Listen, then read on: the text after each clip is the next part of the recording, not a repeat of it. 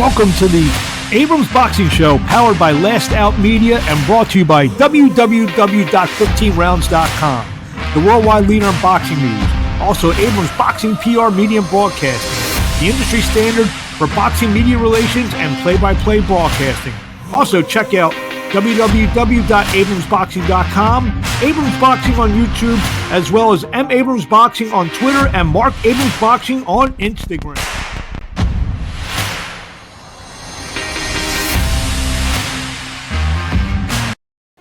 Hello, boxing fans, and welcome to another edition of the Abrams Boxing Show. I'm Marc Abrams. I'm coming to you this week poolside in West Palm Beach, Florida. A little R&R, but obviously with boxing, it never takes a week off, so I can't take a week off here on the Abrams Boxing Show. So during my little vacation, I got a nice pool behind me, got the little tiki bar that we're actually broadcasting from.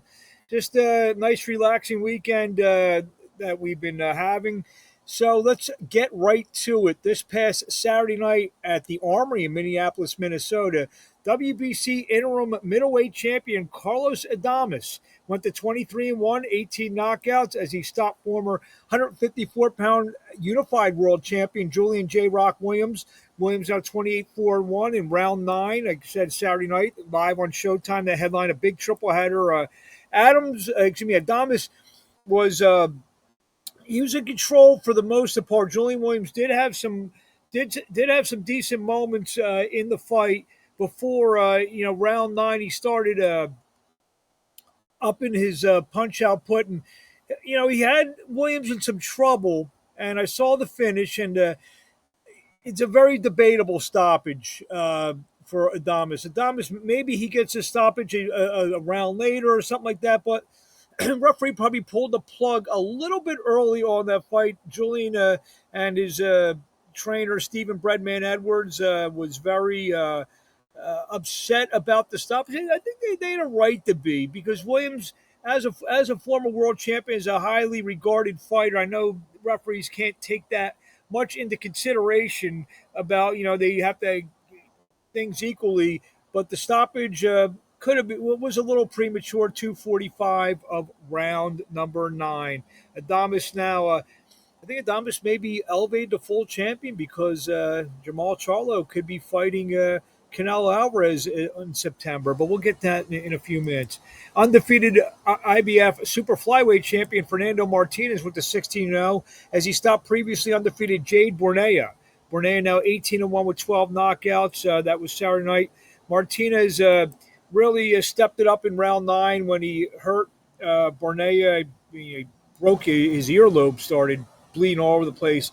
The bout was waved off at 29 seconds of round 11 for Fernando Martinez.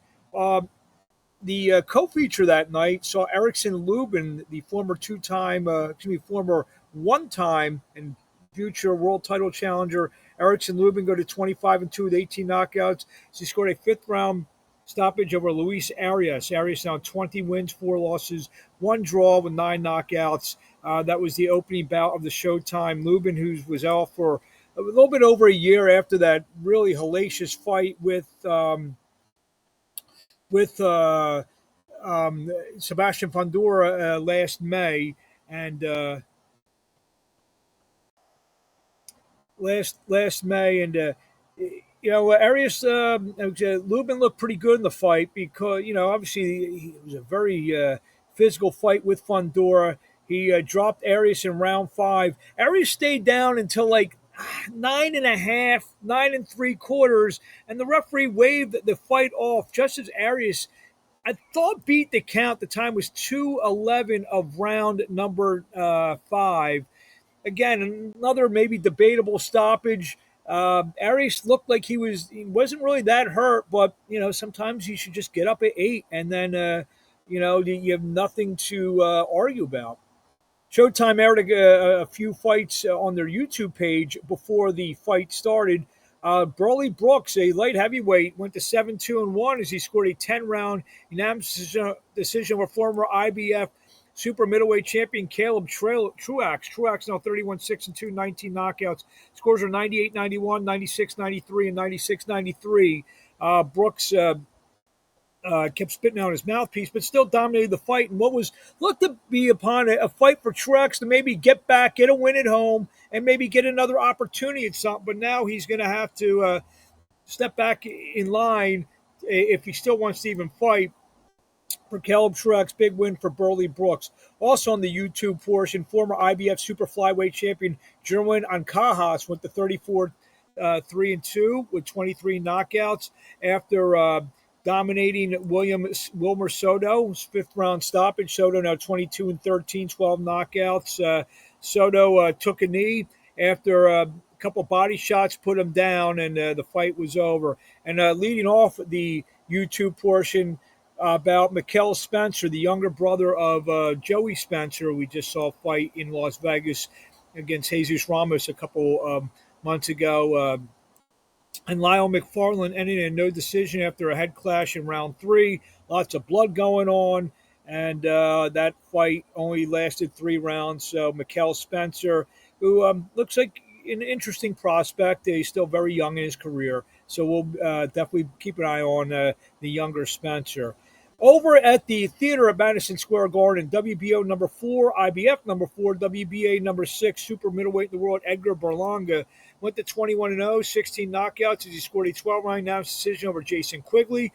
Quigley 20-3 now with 14 knockouts. That Berlanga was in control for most of the fight, pressed the action, dropped Quigley in rounds 3 and 5, 2 times in round 12. Quigley was able to hold on and go the distance. This was the fight, the inaugural fight for Berlanga in his matchroom contract with Eddie Hearn's group. Scores from 116, 108 twice, 118, 106. Berlanga, who he's gone the distance 5 straight times after those 16 straight first-round knockouts. So Berlanga, who was thought to be in a short list for Canelo Alvarez, and there's news on Canelo Alvarez we're going to get to in a few minutes as well. Co-feature bout, a heavyweight, was on paper looked down, it was going to be a knockdown, drag-out fight, and Joe Cusumano gets the biggest win of his career. He goes to 22-4 with 20 knockouts as he upset Adam Konaki. Konaki 20-4, 15 knockouts, 8th round stoppage. Cusumano dropped Konaki with a huge right hand in round 1. He was all over Konaki in round 2, and it just turned into one of those slobber knocker heavyweight fights, kind of slowed down a little bit. Round 7 had some good action. Konaki came out in round 8, but his corner threw in the towel after 2 minutes. That's 4 straight losses for Konaki, and he's a guy who talked before the fight in the press conference. If he lost, this could be it, and I don't know if we're going to see Adam Konaki at the that level again, as he a very exciting fighter, put on some good performances, and if that's it, nice career for the Brooklyn-based fighter from Poland.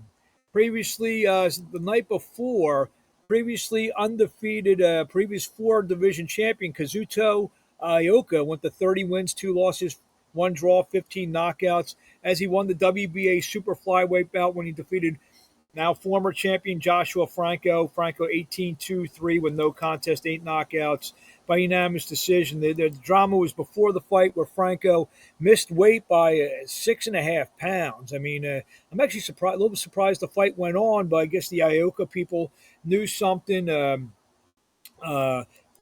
They felt that their guy was going to win this belt. Ioka, like I said, he was at almost a 7-pound weight disadvantage, and he won the unanimous decision to capture the WBA light flyweight title. Fight that was under the radar in Philadelphia. Former world champion Tevin Farmer came back after about a 3.5-year layoff as he won a close unanimous decision over Avery Sparrow in a fight that took place at the 2300 Arena. Scores were 95-94 twice and 97-92 for Farmer. I have yet to see the fight, but I heard the fight was a very good fight. Crowd enjoyed it. Knockdown by Farmer seemed to be the difference on at least the 2 cards, the 295-94. Farmer, who's going to look to try to stay active, get himself in the mix at 135 pounds, and with his name being a former world title winner, and he's going to get an opportunity in that already throw his name into the crowded lightweight division we've been talking about for the last few weeks. Show is promoted by Hard Hitting Promotions. I was in Orlando, Florida on Saturday night where I had the opportunity to watch an emerging heavyweight kid named Brandon Moore score a vicious second round stoppage over Elijah McCall. McCall, the son of the former heavyweight champion of the world, Oliver McCall. And Moore seems to be a guy, and he's got a big personality, who could very possibly make his way into the heavyweight division picture. He's probably going to need a couple more fights, but he's definitely a guy to look out on. And after the fight, I had a chance to talk to Brandon Moore, and this is how it went. Here we are with Brandon Moore. You look great. You look great. Fresh off an explosive knockout over Elijah McCall here in Kissimmee, Florida, outside of Orlando. First of all, before we get into the future, whatever, tell us about the fight, what you saw in there in the first round, and what led to the knockout. Man, I knew I could hit him with my jab. He's like one of these. He's like really like all the heavyweights. I knew if I hit him with my jab, he was gonna eventually. I'm chipping at the tree, and I saw the opening. He threw the left hook. I don't know if you saw. He threw the left hook. I went up under it, and then he threw it again. He hit me with the left hook first, and he threw it again. Hit him with the right hand, coming up under. Bang, mop stick in his face. Obviously, you're still undefeated, 12-0, 8 knockouts now. A knockout like that is this the catalyst that will catapult you? What else do I gotta do? What else do I have to do? Like, I've been flying to other continents to beat ass. I've been going to other states to beat ass. I hope that this is the one that does it, that just gets me the big fight. I'm not afraid to fight anybody in the entire world. So whoever wants it can get it. So I'm talking about like the Phillips of the world, the Jareds of the world, the Big Baby Millers of the world. It doesn't really matter. Like whoever is the guy that thinks they want to take the risk, put them in there with me. Well, when we sat down in the broadcast, there's, guys are being recycled. We see the same names every time. You need a fresh face, right? You need a fresh face, right? Come on, man. They ain't never seen nothing like that. Imagine the crowd. You seen the crowd? This wasn't even like a crazy show. You see what the crowd did, right? Come on, you see what you're doing, right? I saw. You feel the electricity in your soul, right? Come on, man. Yeah, my soul, yeah. I know you do. I know you do. Yes, sir. So when you obviously you only got a round plus in tonight, yeah. I mean, if one of those things doesn't develop, I mean, you want to get back right in there, even if it's a fight like this, just to keep staying busy? Man, these guys are scared of me, so I imagine I just got to keep staying busy, you feel me? But anybody that wants it, I mean, hopefully within the next month or two, I'll get back in there again. But, I'm just I'm really thankful and humble for the opportunity, you feel me? Thank you for Boxlight. Thank you for just everybody that showed up. Super thankful, man. I mean, I can't do this without my crew, you feel me? So that's just what I am. That's who I am. What do you want to say to the fans in closing? Man, fans in closing, man. OJ Bam came. He did. He conquered. I work hard. This is the real deal. I promise you that. That's going to look nice and pretty like that every time. So get at me. Lastly, where we find you on the social media? Oh, social media, OJ_Bam. You feel me? That's where I'm at on Instagram, Twitter, OJ_Bam. That's me, OJ Bam, the whole way, the long way. Yes, sir. Congratulations. We'll see you soon. Thank you. Thank you, Boxing World, for this. Yes, sir.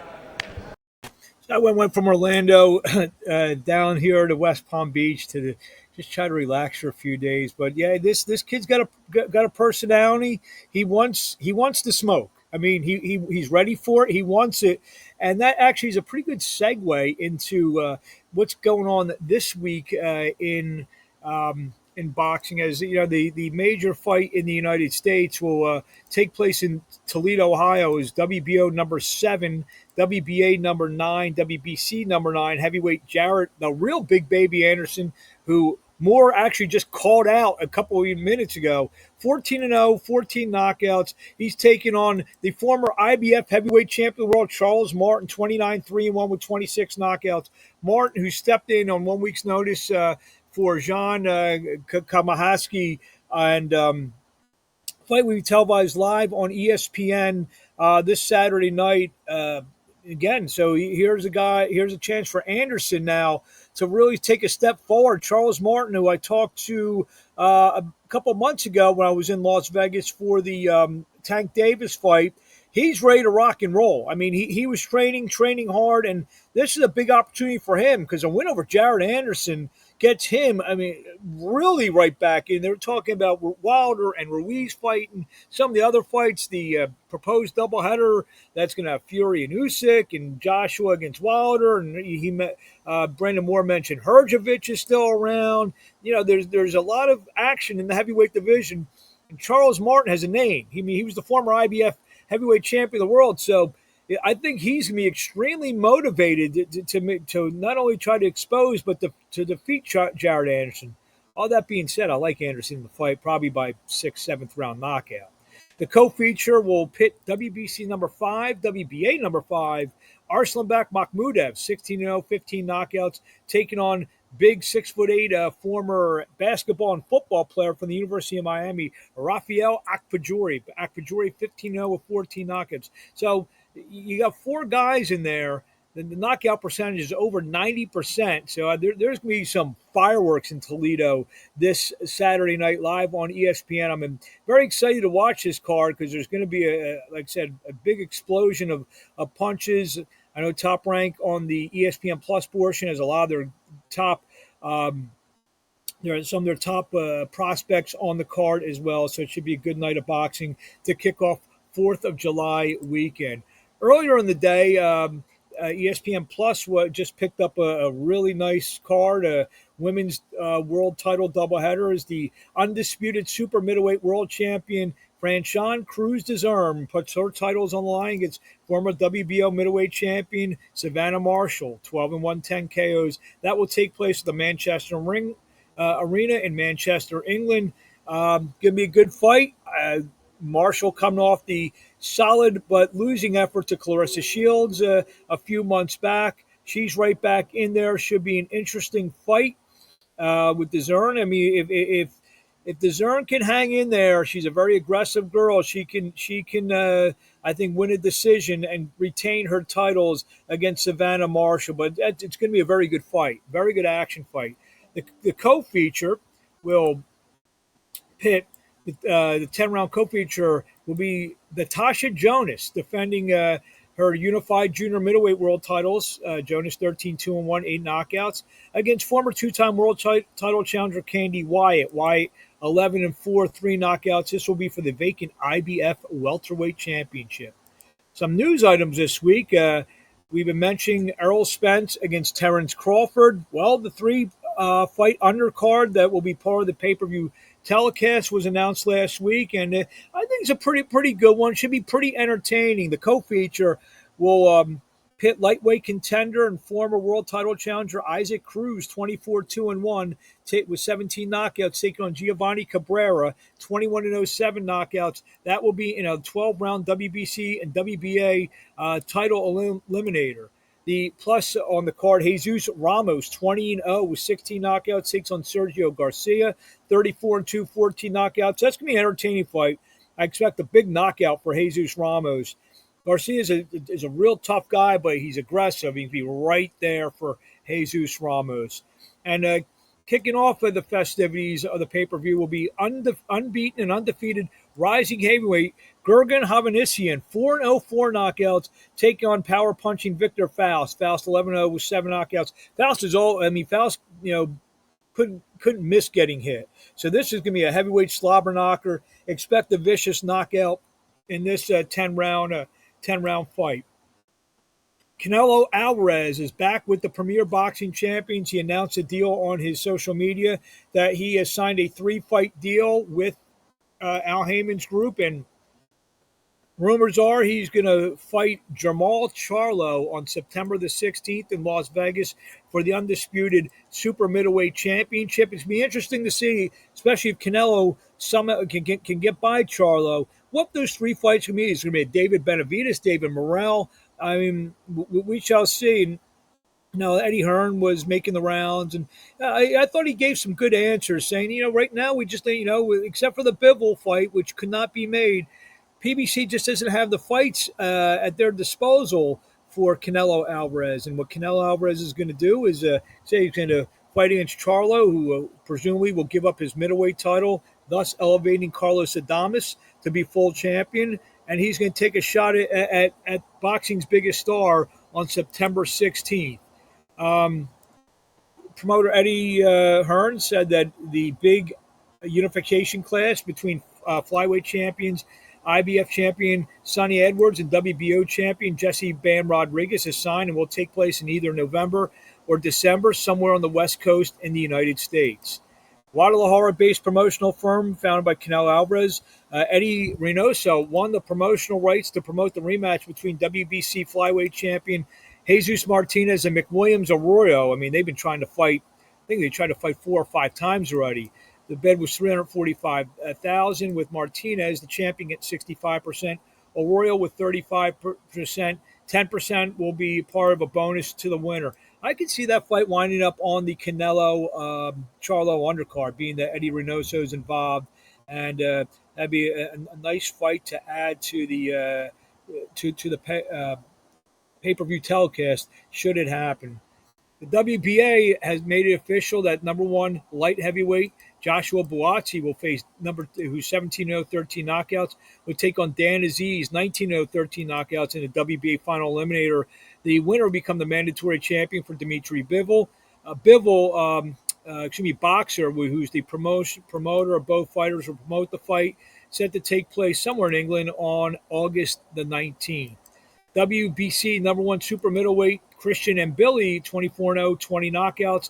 Be back in the ring August 19th at the Videotron Center on the Callum Smith, Artur Beterbiev light heavyweight championship fight card. Billy will take on Damon Nicholson, 26-5-1, 22 knockouts. We'll get Damon Nicholson on the podcast before August the 19th. ESPN announced that tickets were on sale for ESPN, and Top Rank tickets went on sale for the Emmanuel Navarrete Oscar Valdez fight to take place in August, I believe August 12th in Phoenix. So there's got a lot going on here. Got a lot going on here in the world of boxing, and just it's a great time to be a boxing fan. A lot of great fights. I can't wait. And here's an announcement I'm going to make. For the week between July 25th and July 30th, the Abrams Boxing Show will be live in Las Vegas at Spence and Crawford, giving you all the biggest updates, all the interviews, all the fighters, anyone and everyone who's in town. There'll be a lot of content coming between July 25th and July 30th. So I hope everybody can tune in to any one of my platforms, whether it's 15rounds.com, Abrams Boxing on YouTube, Abrams Boxing on Facebook, Marc Abrams on Facebook, Marc Abrams Boxing on Instagram, and Abrams_boxing on Twitter. I'd like to thank Brandon Moore for joining us this week and congratulate him on his big win. And we'll talk to you next week, probably back at the home base as we will get ready for a big week on July the 8th of some great fights. And we will talk to you then. I'm Marc Abrams. Thank you very much for joining us on the Abrams Boxing Show.